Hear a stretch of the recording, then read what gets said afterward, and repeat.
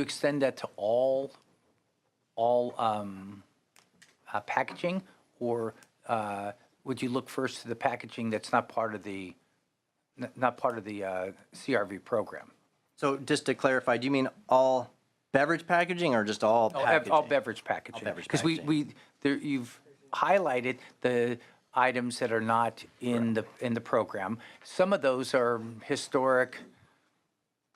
We want out, or there's a political element to that. But others are innovative packaging ideas that we just didn't exist 30 years ago. And I don't know if the packaging industry is out there trying to figure out how to get around the CRV in California, or is it motivated by convenience to the consumer? But whatever, the idea is that, I guess the question is that either everybody's in, and then we all bear the cost of whatever that would be, and when these mechanisms hit in, or if you're not in, you pay. It seems to me that there's a fairness for that, not to squash innovation, but if it's really if it's by design, not part of the recycling theme that we have here. I mean, I thought that's we started 30 years ago. We said we want everything to be recycled. It's a good thing to pick up our litter and also reduce our greenhouse gases. So to respond to your question, we do propose that other material types and beverage types come into the program in our framework.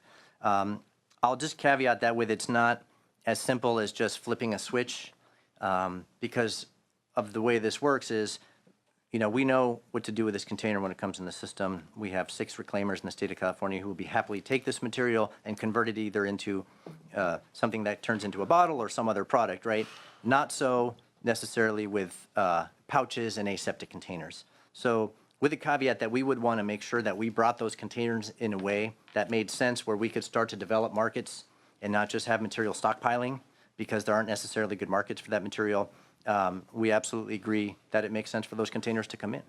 Well, the LAO recommendations on their report dated April 15th, their second sentence is, first, we recommend shifting processing costs to manufacturers. So there seems to be at least that, and then they're talking about this market-based system, implementing a market-based system.